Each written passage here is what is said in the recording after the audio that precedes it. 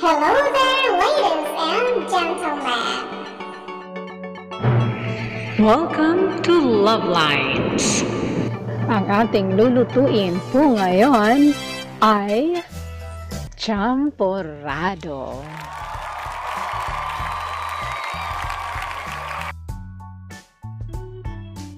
Narito po ang ating mga ingredients.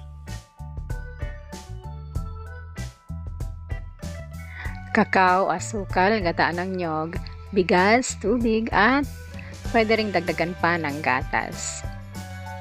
Let's start! Kailangan po natin na i-powder ang kakao. O ito, tawag namin dito ay tabrilya, yung bilog na yan. Gadgarin yan ng maging powder.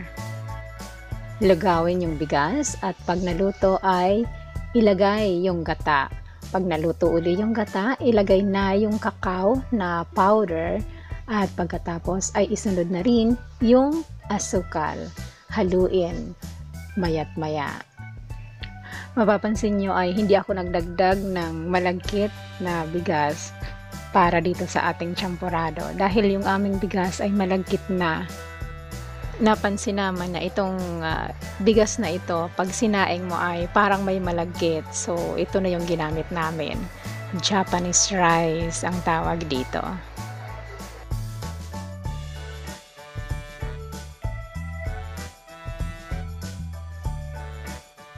Alright, luto na po ang ating champorado.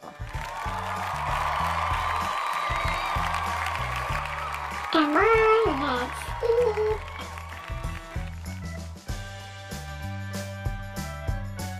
So that's all for now.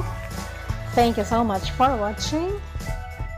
Once again, this is Love Lines. Have a good day and God bless.